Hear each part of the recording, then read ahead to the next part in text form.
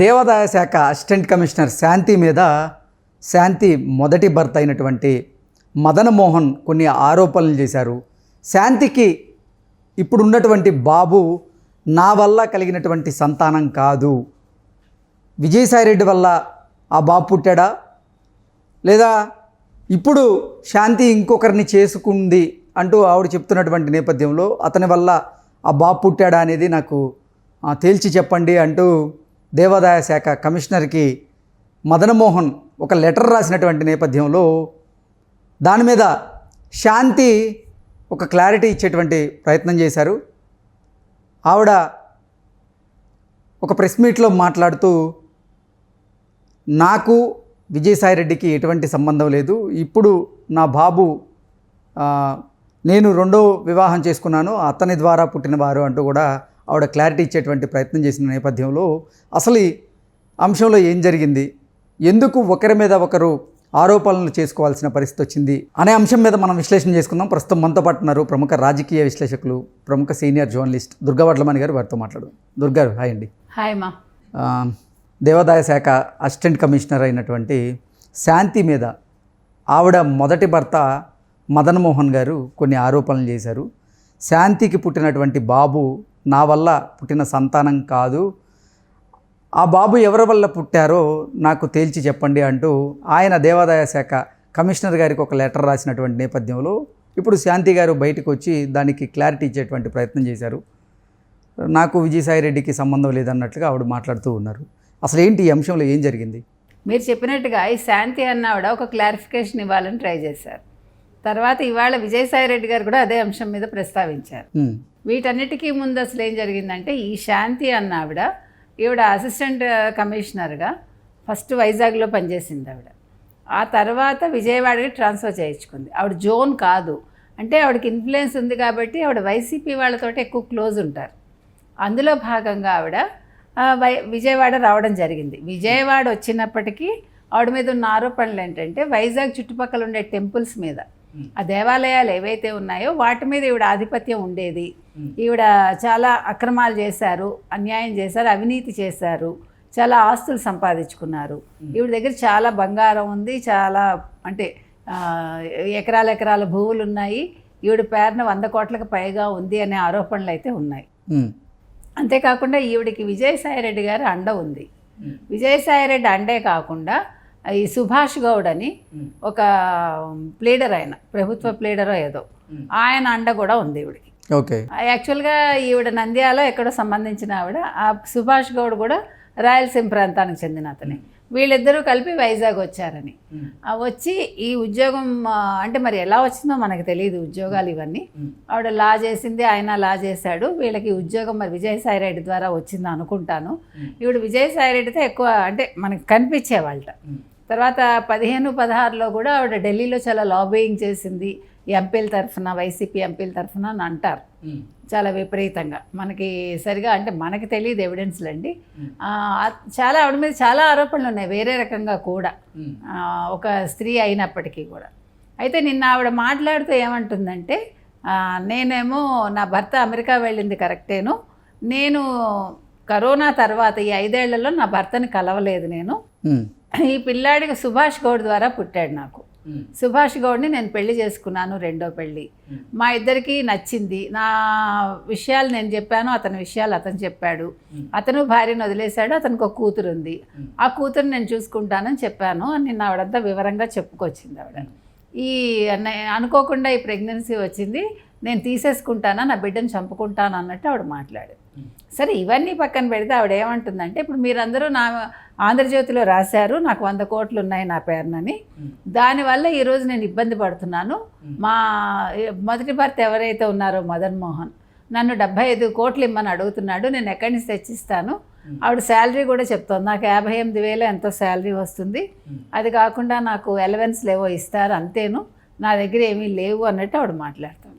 సరే, ఇవన్నీ పక్కన పెడితే ఇంతకీ శాంతి గారు మదన్ మోహన్కి విడాకులు ఇచ్చారా? విడాకులు ఇచ్చిన తర్వాతే ఆయన మరో వివాహం చేసుకోవడం జరిగిందా? మేమిద్దరం రాసుకున్నాము అంతే. అది ఎప్పుడు రాసుకున్నారు ఏంటి క్లారిటీ లేదు. అంటే ఎవరికి వాళ్ళు ఆస్తుల గురించి అన్నింటి గురించి ఇది నీకు ఇది నాకు మనం అంటే మ్యూచువల్ మీద విడిపోదాం అన్నట్టుగా మేము రాసుకున్నాం అన్నట్టుగా చెప్పింది ఆవిడ. కానీ అది విడాకులు అయినట్టు చెప్పలేదు ఆవిడ, విడాకులు తేలలేదు, మనకంటే ఆవిడ చెప్పిన సమాచారం. ఇప్పుడు మదన్ మోహన్ కూడా చెప్తున్నది అదే కదా, నేను ఈ ప్రెగ్నెన్సీ ఎప్పుడైతే వచ్చిందో దానికి ముందే నేను అమెరికా వెళ్ళాను, ఆ బేబీ పుట్టాకే నేను వచ్చాను. ఆ మదన్ మోహన్ చాలా క్లారిటీతో ఉన్నారండి. ఇక్కడ మనం చెప్పాల్సిన విషయం ఏంటంటే, మదన్ మోహన్ ఈవిడికి ఎక్కడైతే డెలివరీ అయిందో వైజాగ్లో, ఆ వైజాగ్ ఏ హాస్పిటల్లో అయిందో ఆ హాస్పిటల్కి వెళ్ళి అక్కడ ఉండే నర్సుల్ని తర్వాత డాక్టర్స్ని కలిసి మొత్తం రిపోర్ట్స్ అన్నీ తెచ్చుకున్నాడు అతను. ఎప్పుడు ఆవిడ ప్రెగ్నెంట్ అయింది, ఎప్పుడు అంటే వెళ్తారు కదా, ఇది రెగ్యులర్ చెకప్స్ ఉంటాయి కదా. సో అవన్నీ తెచ్చుకొచ్చాడు ఆయన. తెచ్చుకొచ్చాకే ఆయన ఎందుకు నేను అనుకోవటం ఏంటంటే, అతను చాలా అంటే ఒక రకంగా మంచివాడు అనిపిస్తున్నాడు మనకి, అంటే జరిగిన విషయాల్లో.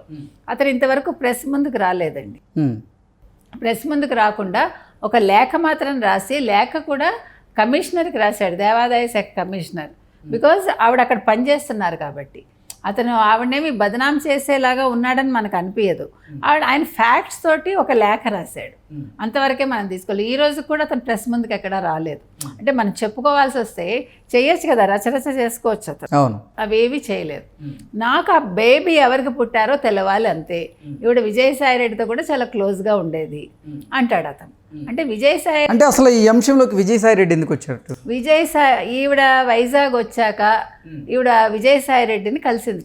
ఆ దేవాదాయ శాఖలో పనిచేసేటప్పుడు ఒక ఎంపీని కలవకూడదా, నేను ఒక ఏంటి మహిళలు కలవకూడదా ఎంపీలని, నేను ఒక ఎస్టీ మహిళని, ఎస్టీ మహిళలు కలవకూడదా, ఆవిడంతా ఇప్పుడు కులం కార్డు తీసుకొస్తుందండి.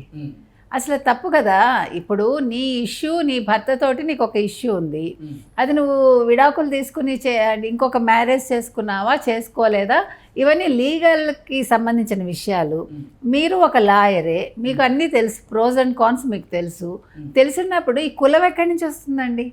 ఆవిడ అంటుంది, నేను నంద్యాలలో ఉన్నప్పుడు నాకు సర్పంచ్ కూడా తెలియదు, అక్కడ ఊళ్ళల్లో ఎవరు మహిళలు అలా వెళ్ళరు అంటుంది. సరే వెళ్ళలేదు, నీకు సర్పంచ్ కూడా తెలియదు, ఒక ఎంపీని చూడగానే నేను చాలా అంటే ఒక ఆనందంతో ఉండిపోయాను నేను, ఏంటంటో మాట్లాడింది ఆవిడ. సరే okay, that is your personal. మీరు ఎంపీని మీరు ఇష్టపడ్డారా, ఎంపీ మిమ్మల్ని ఇష్టపడ్డారా, లేదు మీరు స్నేహంగా ఉన్నారా, ఇది ఎవరికి అక్కర్లా, అది మీ పర్సనల్.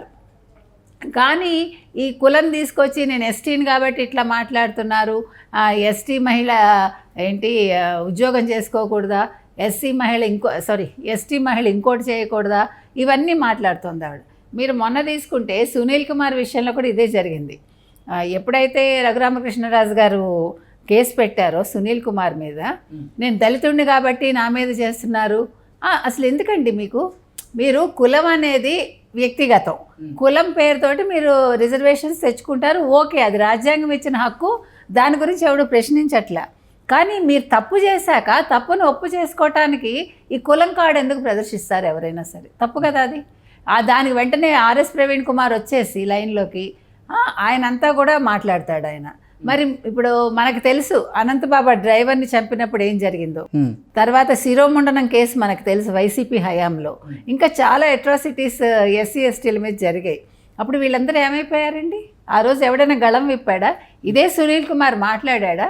నేనంటున్నది ఏంటంటే, మీరు తప్పు చేస్తే తప్పుని మీరు చేయలేదు అని నిరూపించుకోవటానికి మీరు లీగల్ బ్యాటిల్ చేసుకోండి, అంతేగాని ఎవరు కూడా కులం కార్డ్స్ పెట్టుకోవద్దు, అది అవసరం లేదు. ఈవిడ కూడా అదే చేసింది ఈవిడ.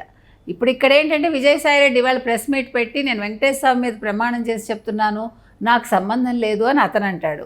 ఈవిడేమో సుభాష్ గౌడ్కి పుట్టాడు నాకు అని అంటుంది ఆ పిల్లాడు. సో ఇది వచ్చి అతను ఎవరు, ఆ మదన్ మోహన్ అన్న అతను లీగల్గా బ్యాటిల్ చేయాలి, లేదు డిఎన్ఏ టెస్ట్ కూడా చేయించుకుని దీనికి ఒక శుభం కార్డు వేసుకోవాలి అతను.